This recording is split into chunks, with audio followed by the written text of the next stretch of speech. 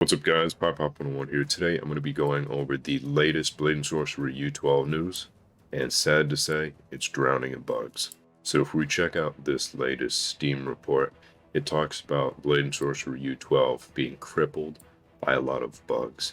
Every time they make a new bug, two more end up popping up, and it's just not good for the game.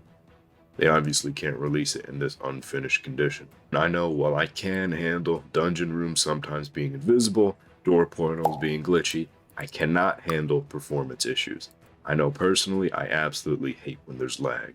I do love the fact that they're remaking the entire dungeon technology so that modders can add in their own dungeon rooms. I think that's going to be an incredible addition, and all these new rooms absolutely look stunning. I mean, just look at this.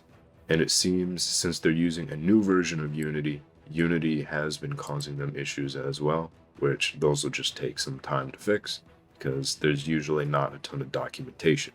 I do really like the fact that this was supposed to be a small bonus for the update, and then things always get carried away because they're really trying to make this game and the modding community grow, and they're absolutely doing their best. I am really excited for all these new rooms because there's supposed to be a couple dozen of the new rooms, plus all the ones that all the modders are going to add. It's going to be absolutely insane.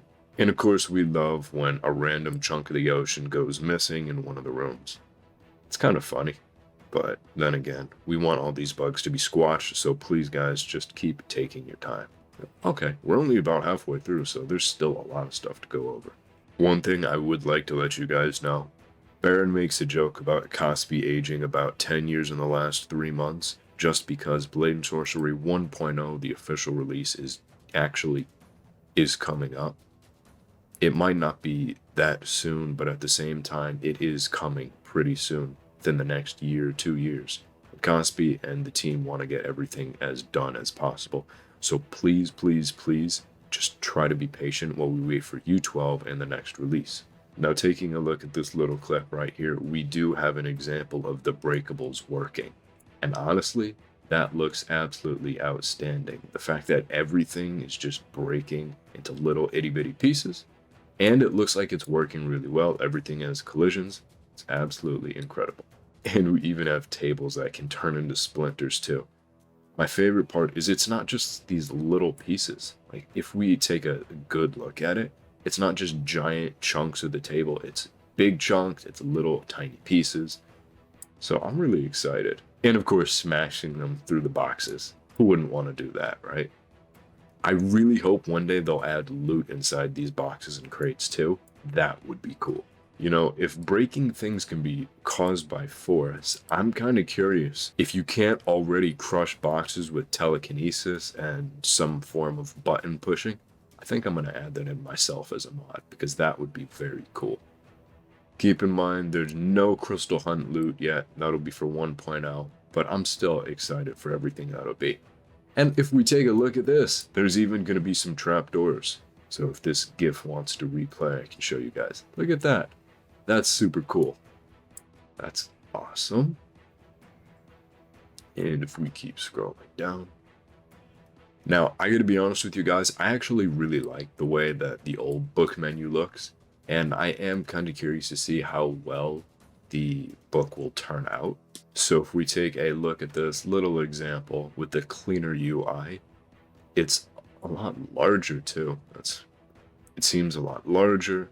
It is a bit more clean out, and of course there is this, look at this, we have a new mods tab where I'm guessing you can customize mods, you can remove mods. Oh, and look at that, we can now customize the screenshot resolution directly from the book. That's pretty cool. Now I am curious what this Oculus MRC is.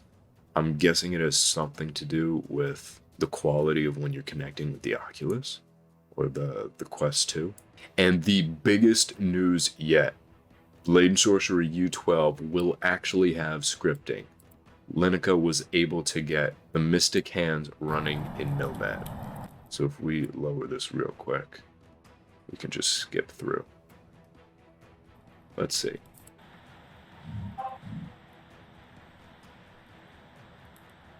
So that is very much Nomad, and he was able to use it. Everything looks pretty good too. Wow. Now I'm super excited. And I don't know if you guys could tell by this video, the particles and everything in the Mystic Hands was tuned down a lot.